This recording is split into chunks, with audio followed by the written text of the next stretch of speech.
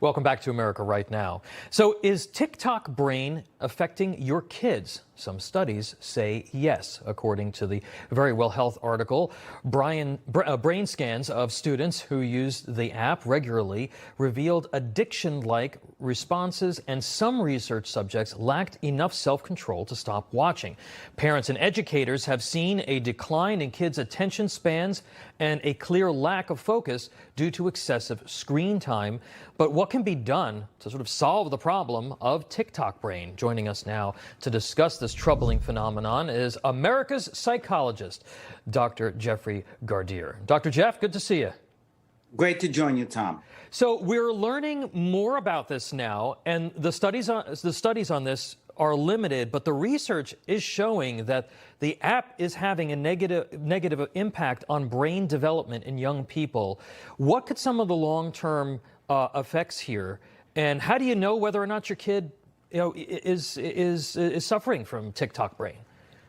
Yeah, so some of the things that they're starting to see, Tom, it's not just TikTok, but social media in general, and the fact that there are these videos that are personalized and follow the algorithms that give a preference to what it is that these youngsters want to see. So the reason that they know that there is an effect is simply because the attention span of these kids, as you talked about, is getting much, much shorter. If you try to take the devices away from them, or try to turn off some of the social media, then we'll see that these kids are actually having some real issues, getting very angry, getting very upset, and the delay of impulse control. And if you want to know whether a child has it or not, Tom, is having some issues, try ripping that device away and see what happens.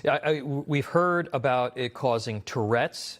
There are concerns about ADHD, sleeplessness, but there have also been studies linking social media to skyrocketing depression rates in kids. What are your thoughts on that?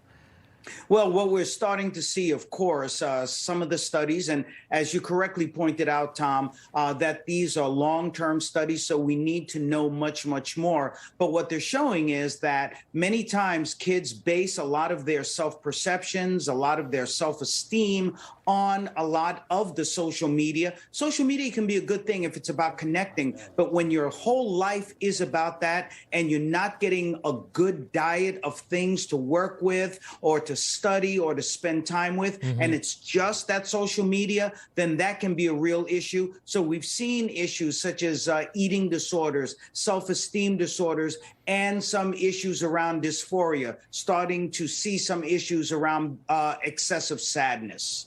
Yeah, I mean, look, from my perspective, any app that is run and controlled and manipulated by communist China, that should be set off alarm bells for parents and grandparents and folks who are taking care of kids. But there's also been discussion about how it really impacts intellectual attainment because the app seems to reward the more outrageous videos here in the U.S., while we've heard that the algorithm in China rewards more intellectual videos.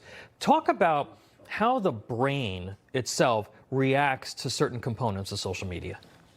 Well, what we're seeing is that there's a neurotransmitter that's called dopamine. So when you get something that really pulls your attention, and sometimes it's not always the academics, but more around entertainment, then the brain fires off this dopamine and that says, ooh, that's good. Let me see that again. Or, ooh, that's good. Let's do that again. And that's why it's really important for parents to make sure that their kids are getting more than just what they're seeing on social media, that they're getting more books, that they're getting more academics. And of course, it's also important that they have less screen time. As a matter of fact, TikTok has something called a screen time management tool because what they're doing is allowing parents to cap the amount of time that their kids have on TikTok. So even they know something is going on with social media.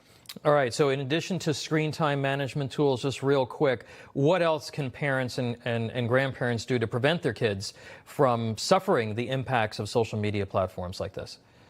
Well, let's get them out of the virtual world, Tom, and into the real world. And now that, we have more in-person interactions, it's important that we get our kids out there instead of playing games on the screen all the time, get them to play games out in the field, more sports, and making sure that we limit that screen time, but more interaction, more social interactions. And those are the things that will make our children as healthy as they need to be emotionally, academically. All right, a lot of common sense coming out of Dr. Jeffrey Gardier, America's psychologist. I'm sure we're gonna talk more about this, Doctor. Really important topic. Thank you so much for being here. Thanks for having me, Tom.